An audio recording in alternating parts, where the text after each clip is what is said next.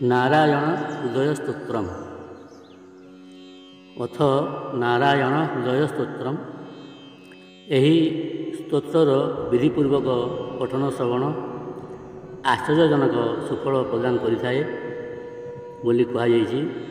एहार प्रयोग व्यक्ति को सुबुद्धि, दिव्य शक्ति, आरोग्य, सिद्धि आदि प्राप्ति कराई थाए। प्रति शुक्रवार लक्ष्मी हृदय स्तोत्र सहित यही स्तोत्र को विधि अनुसार पाठ कले बहुत सुफल मिलता है। अथ नारायण हृदय स्तोत्रम विनियोग। ओम अस्य श्री नारायण हृदय स्तोत्र मंत्रस्य भार्गव ऋषि अनुष्टुप छंदः श्री लक्ष्मी नारायणो देवता श्री लक्ष्मी नारायण प्रीत्यर्थे जपे विनियोगः। करन्यासः ओम नारायणः परम ज्योतिरित्यङ्गुष्ठाभ्यां नमः। ओम नारायणः परम ब्रह्मेति तर्जनीभ्यां नमः।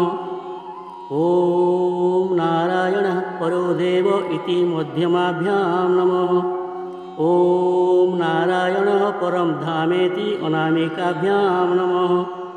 ओम नारायणः परो धर्म इति कनिष्ठिकाभ्यां नमः। ओम विश्वं नारायणः इति करतलकरपृष्ठाभ्यां नमः। एवं हृदयादिन्यासः। ध्यानम् उद्यत आदित्य संगाख्यं पीतवास समुच्चतं शंखचक्र गदापाणिं ध्याये लक्ष्मीपतिं हरिम्।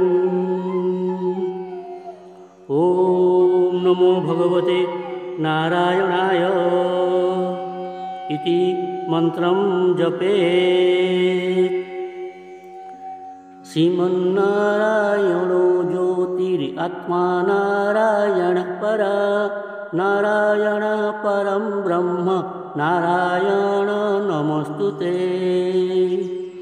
नारायणः परो देवो दाता नारायणः परः नारायणः परो ध्याता नारायणः नमोस्तुते।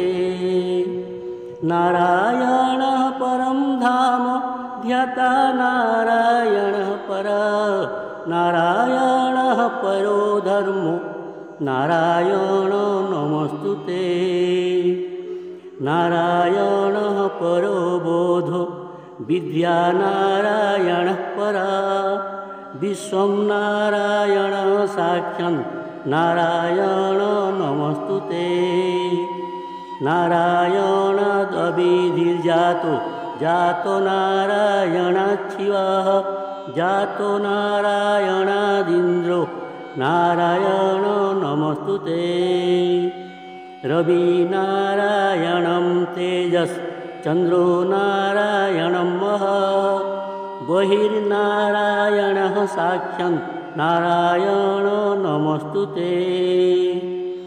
नारायण उपास्यः सद्गुरुर्नारायणः परः नारायण परो बोधो नारायण नमोस्तुते।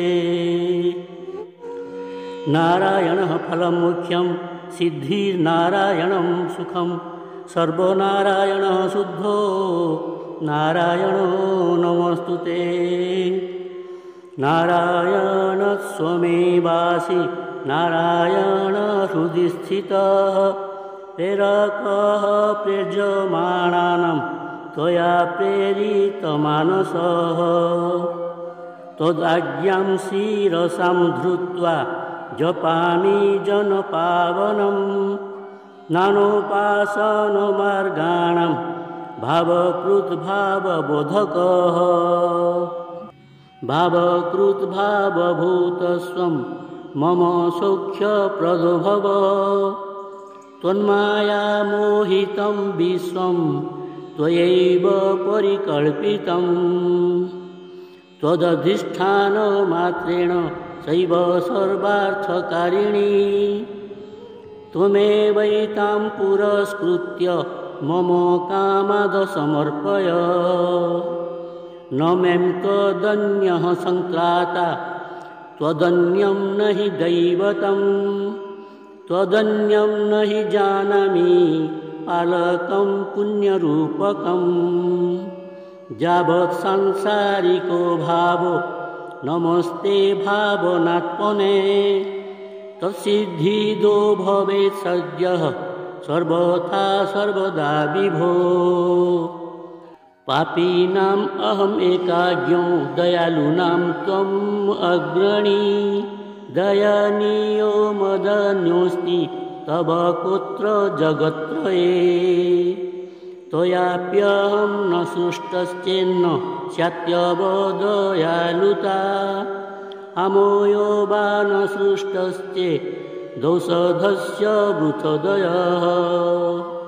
पापसङ्घपरिक्रान्तः पापात्मा पापरूपधृक् त्वदन्यः कुत्र पापेभ्यः त्राता में जगति तले।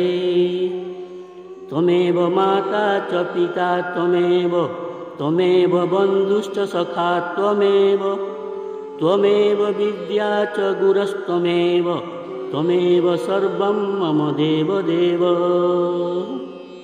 प्रार्थनादशकं चैव मूलाष्टकम् अथापि वा यः पठेत् शृणुया नित्यं तस्य लक्ष्मीः स्थिरा भवेत्।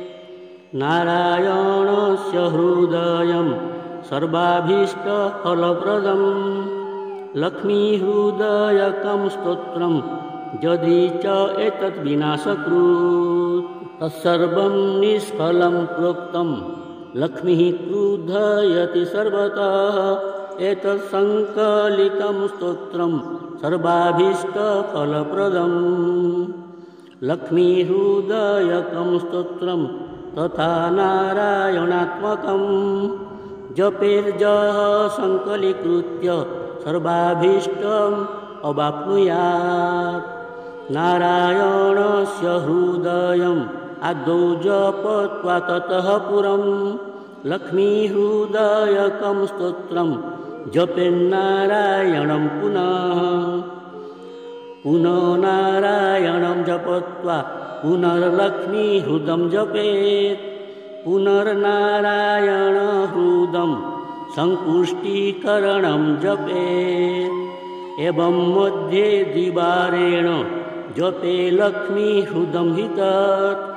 लक्ष्मीहृदयकं स्तोत्रं सर्वम् एतत् प्रकाशितम्। तद्वज्जपादिकं कुर्यादेतत् सङ्कलितं शुभं सर्वकामम् आप्नोति आधिव्याधिभयं हरेत्। गोप्यमेतत् सदा कुर्यान् न सर्वत्र प्रकाशयेत् इति गुह्यतमं शास्त्रं मुक्तं ब्रह्मादिकैः पुरा। तस्मात् सर्वप्रयत्नेन गोपयेत् साधयेत् सुधीः। यत्र एतत् पुस्तकं तिष्ठे लक्ष्मीनारायणात्मकम्। भूतप्रेतपिशाचांश्च बेतालन्नास्येते सदा लक्ष्मीहृदयप्रोक्तेन विधिना साधयेत् सुधीः। भृगुवारे च रात्रौ तु पूजयेत् पुस्तकद्वयं सर्वदा सर्वथा सत्यं गोपयेत् साधयेत् सुधीः।